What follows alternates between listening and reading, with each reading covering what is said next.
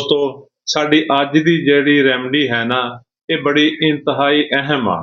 ਦਿਲ ਦਾ ਦਰਦ ਦਿਲ ਦਾ ਦਰਦ ਜਦੋਂ ਅਚਾਨਕ ਹੁੰਦਾ ਹੈ ਨਾ, ਤੇ ਦੋਸਤੋ ਬੜਾ ਮਸਲਾ ਹੁੰਦਾ ਹੈ। ਹਾਰਟ ਫੇਲੀਅਰ ਹੋਣ ਦਾ 90% ਚਾਂਸ ਹੁੰਦੇ ਨੇ।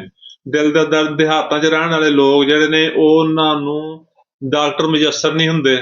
ਸ਼ਹਿਰਾਂ 'ਚ ਵੀ ਅੱਜ ਕੱਲ੍ਹ ਇਵੇਂ ਹੀ ਆ ਵੀ ਡਾਕਟਰ ਘੱਟ ਹੀ ਮੁਯੱਸਰ ਹੁੰਦੇ ਨੇ। ਅਗਰ ਮੁਯੱਸਰ ਨੇ ਤੇ ਬੜੇ ਮਹਿੰਗੇ ਇਲਾਜ ਨੇ, ਔਰ ਡਾਕਟਰਾਂ ਦੀ ਫੀਸ ਬਹੁਤ ਆ। ਹਰ ਬੰਦਾ ਉਸ ਫੀਸ ਨੂੰ ਅਫੋਰਡ ਨਹੀਂ ਕਰ ਸਕਦਾ। ਤੇ ਦੋਸਤੋ ਕਿਸੇ ਵੀ ਹਾਰਟ ਸਪੈਸ਼ਲਿਸਟ ਕੋਲ ਜਾਣਾ, ਇਵੇਂ ਸਮਝੋ ਬਹੁਤ ਬੜਾ ਮਰਲਾ ਹੁੰਦਾ ਹੈ। 3000 4000 ਡਾਕਟਰ ਦੀ ਫੀਸ ਹੁੰਦੀ ਆ, ਔਰ ਫਿਰ ਮਹਿੰਗੀਆਂ ਦਵਾਈਆਂ, ਤਾਂ ਇੰਨੀਆਂ ਮਹਿੰਗੀਆਂ ਦਵਾਈਆਂ ਕਿ ਮਰੀਜ਼ ਦੀ ਜੇਬ 'ਚ ਉਹਨੇ ਪੈਸੇ ਨਹੀਂ ਹੁੰਦੇ।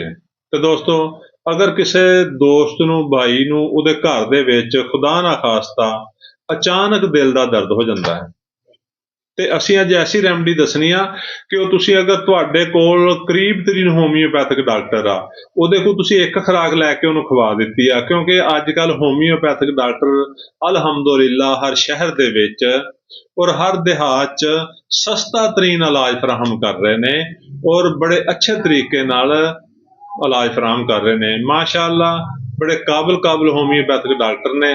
ਤੇ ਦੋਸਤੋ ਕਰਨਾ ਕੀ ਆ, ਅਗਰ ਕਿਸੇ ਮੇਰੇ ਭਾਈ ਨੂੰ ਦਿਲ ਦਾ ਦਰਦ ਹੋ ਜਾਂਦਾ ਹੈ ਤੇ ਉਹਨੂੰ ਫੌਰੀ ਤੌਰ ਤੇ ਇਲਾਜ ਦੀ ਜ਼ਰੂਰਤ ਹੈ। ਦੇਖੋ ਹੋਮੀਓਪੈਥਿਕ ਦਵਾ ਲੈਟਰੋਡਕਟਸ,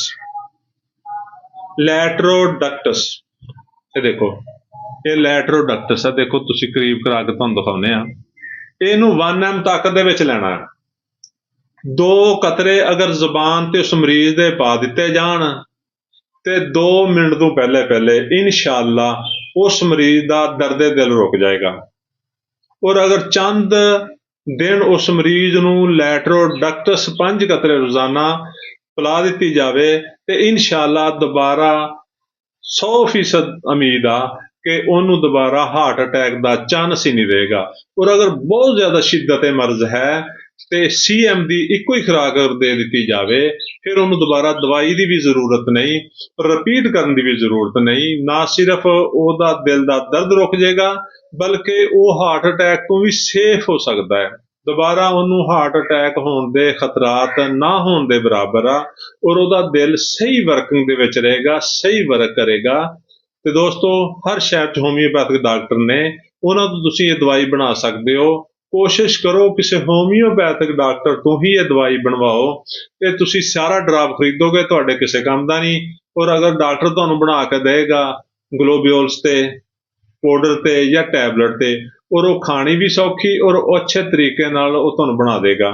ਤੇ ਦੋਸਤੋ ਲੈਟਰੋਡਕਟਸ 1 ml CM, ਇਹ ਦੋਨੋਂ ਪੋਟੈਂਸੀਆਂ ਫੌਰੀ ਤੌਰ ਤੇ ਅਸਰ ਕਰਨ ਦੀ ਸਲਾਹੀਅਤ ਰੱਖਦੀਆਂ ਨੇ।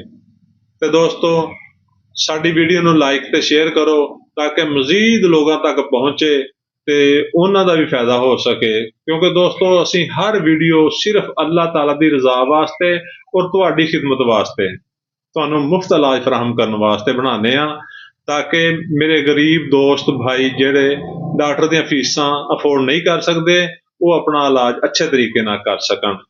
ਤੇ ਸਾਡੀ ਵੀਡੀਓ ਨੂੰ ਇਸ ਲਈ ਲਾਈਕ ਤੇ ਸ਼ੇਅਰ ਕਰੋ, ਤਾਂ ਕਿ ਇਹ ਵੀਡੀਓ ਹੋਰ ਲੋਕਾਂ ਤੱਕ ਪਹੁੰਚੇ। ਸਾਡੇ ਅਕਾਊਂਟ ਨੂੰ ਫਾਲੋ ਕਰ ਲਿਆ ਕਰੋ, ਤਾਂ ਕਿ ਤੁਹਾਡਾ ਔਰ ਸਾਡਾ ਰਾਬਤਾ ਰਵੇ।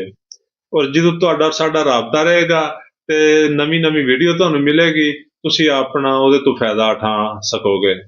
ਤੇ ਦੋਸਤੋ ਥੋੜੀ ਦੇਰ ਬਾਅਦ ਮੈਨੂੰ ਲੋਕਾਂ ਨੇ ਫੋਨ ਕਰਨੇ, ਡਾਕਟਰ ਸਾਹਿਬ ਦਵਾਈ ਕਦੋਂ ਪੀਣੀ ਆ, ਕਿੰਨੇ ਦਵਾ ਪੀਣੀ ਆ। ਤੇ ਦੋਸਤੋ ਇਹ ਬਹਾਲਤ ਮਰਜ਼ 'ਚ ਹੀ ਇਸਤੇਮਾਲ ਕਰਨੀ ਆ, ਬਿਲਾ ਵਜ੍ਹਾ ਇਸਤੇਮਾਲ ਕਰਨ ਦੀ ਜ਼ਰੂਰਤ ਨਹੀਂ।